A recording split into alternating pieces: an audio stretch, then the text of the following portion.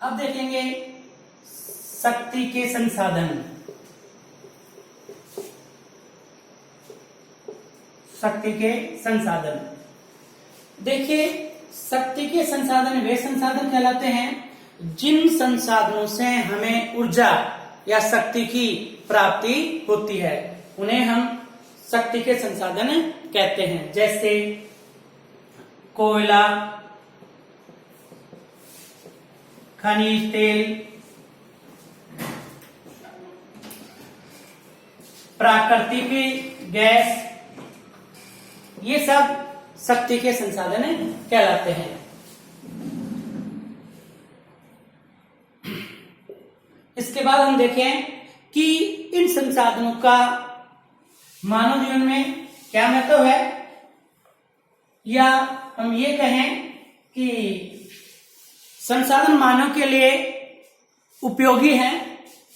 तो देखिए मानव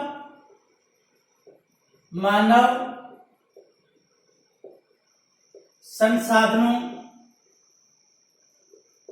का जनक या उपयोगकर्ता कहलाता है। मानव संसाधनों का जनक या उपयोगकर्ता कहलाता है। क्यों? क्योंकि संसाधन होते नहीं हैं, बल्कि संसाधन बनाए जाते हैं। जैसे मानव अपनी बुद्धि और अपनी मेहनत परिश्रम के द्वारा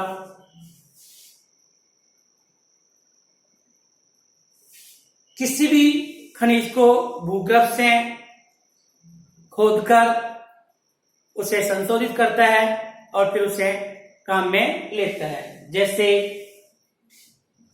कोयला को प्राप्त करके वो अनेक रूपों में काम में लेता है, जैसे उसे अनेक उद्योगों के लिए कच्चा माल प्राप्त करता है। इसके बाद अन्य अगर अपन उदाहरण देखें तो देखिए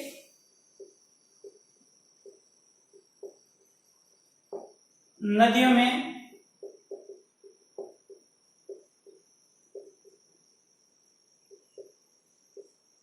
बहता हुआ पानी तब तक संसाधनीय है जब तक मानव अपनी परिश्रम और बुद्धि के द्वारा उस पर एक बांध बनाया जाए और बांध बनाकर उस जल का अनेक रूपों में उपयोग करता है। जैसे कृषि में सिंचाई, मत्स्य उत्पादन,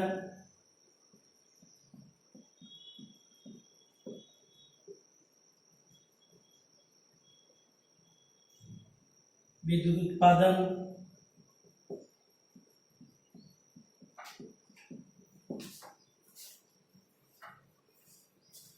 वृक्षारोपण आदि मुख्य उपयोग किए जाते हैं। इसलिए हम कहते हैं कि मानव संसाधनों का जनक है या उपयोग करता है। वर्तमान समय में देखिए हमने पढ़ा है कि संसाधन समाप्य हैं या असमाप्य हैं, लेकिन जो समाप्य संसाधन हैं वो मानव जीवन में बहुत ही बहुमूल्य या उपयोगी हैं, क्योंकि मानव विकास के लिए इन संसाधनों का होना अति आवश्यक है। वर्तमान में जितनी इनकी आवश्यकता है उतनी ही हमें इन्हें भविष्य के लिए भी सुरक्षित रखना अति आवश्यक है। इसलिए हमें इन संसाधनों का संरक्षण करना अति आवश्यक है। या हम ये कहें संसाधन संरक्षण की प्रमुख जो विधियां हैं वो कौन सी हैं, या इन संसाधनों की सुरक्षा करने के लिए हमें कौन से प्रयास करने चाहिए, जो इस प्रकार हैं।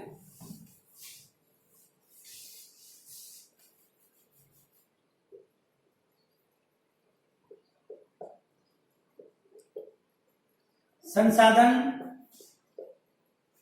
संरक्षण की प्रमुख विधियां। संसाधन संरक्षण की प्रमुख विधियां देखिए, सबसे पहले तो मैं ये पता होना चाहिए कि संसाधन संरक्षण से क्या तात्पर्य है। संसाधन संरक्षण से तात्पर्य है कि जो संसाधन पृथ्वी के धरातल पर उपलब्ध हैं, हमें उनको इस प्रकार से उपयोग में लेना चाहिए कि जिनसे हम वर्तमान आवश्यकता की पूर्ति कर लें और भविष्य के लिए भी इन्हें सुरक्षित रख लें। जैसे इन संसाधनों को हमें विवेकपूर्ण उपयोग करना, विवेकपूर्ण उपयोग करना, यानी इन संसाधनों से हम कम मात्रा से अधिक आवश्यकताओं की पूर्ति करें, तो निश्चित है हम इन संसाधनों को सुरक्षित रख सकते हैं। इसके बाद हम देखें प्राथमिकता के आधार पर, प्राथमिकता के आधार पर उपयोग करना, यानी उन्हीं संसाधनों को हम तभी काम में लें जब हमें उनकी सख्त आवश्यकता हो या महत्वपूर्ण आवश्यकता हो, तो हमें निश्चित है इन संसाधनों को सुरक्षित रख सकते हैं। इसके बाद अपन देखें कि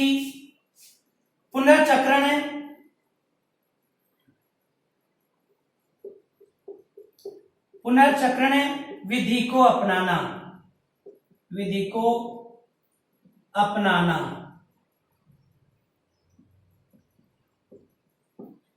देखिए पुनर्चक्रण विधि को, जो धात्विक खनिज हैं, हमें उन खनिजों को पुनर्चक्रण के रूप में काम में लेना चाहिए। क्यों? क्योंकि जैसे हम उनका बार बार उपयोग करेंगे तो बहुत कम मात्रा संसाधनों की हमें आवश्यक होगी, इसलिए हमें इन संसाधनों की सुरक्षा करने के लिए पुनर्चक्रण विधि को अपनाना चाहिए। स्क्रैप का उपयोग करना, स्क्रैप का उपयोग करना अर्थात जिनको अपन क्षालन धातु भी कह सकते हैं, उनको भी हमें उपयोग में लाना चाहिए, जिससे हम इन संसाधनों की सुरक्षा कर सकते हैं। उन्नत शोधन तकनीक अपनाना, उन्नत शोधन तकनीक अपनाना। देखिए उन्नत शोधन तकनीक हम यदि अपनाएंगे तो निश्चित है जब शोधन प्रक्रिया के दौरान जो धातु वो पूर्णतः हम प्राप्त कर सकते हैं। यदि शोधन तकनीक उन्नत नहीं होगी तो निश्चित है उस अपशिष्ट के साथ धातु की बहुत बड़ी मात्रा में धातु अपशिष्ट के साथ जा सकती है, इसलिए हमें उन्नत शोधन तकनीक को अपनाना चाहिए। इस प्रकार हम कहेंगे कि संसाधन संरक्षण की जो प्रमुख विधियां हैं वो निम्नलिखित हैं।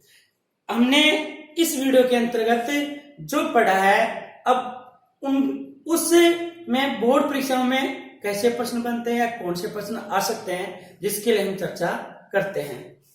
देखिए इससे संबंधित जो प्रश्नों की बात करें तो निम्न प्रकार के प्रश्न हम देख सकते हैं। जैसे पहला प्रश्न अपन कहें संसाधन से क्या से है, संसाधन से क्या से है। फिर दूसरा प्रश्न की बात करें जैविक व अजैविक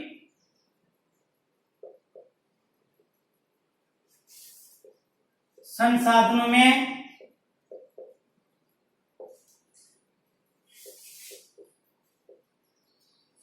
अंतर स्पष्ट करें।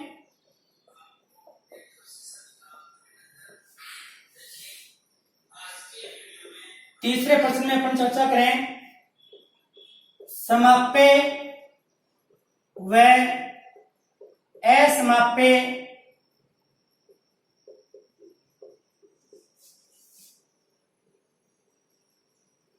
संसाधनों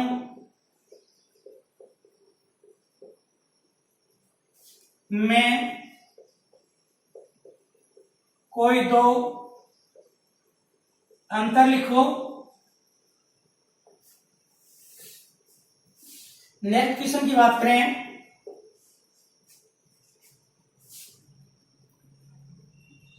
उपयोग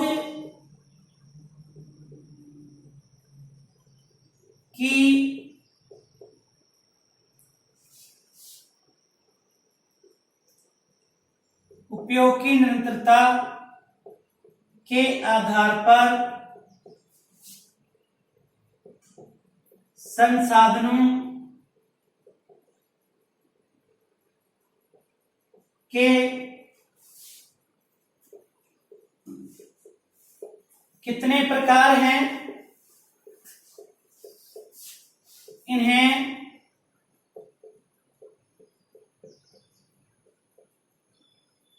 संक्षिप्त में समझाइए।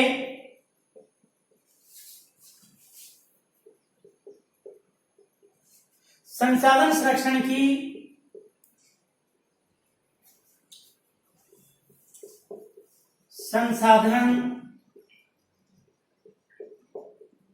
संरक्षण की प्रमुख विधियां कौन सी हैं? कोई चार लिखिए।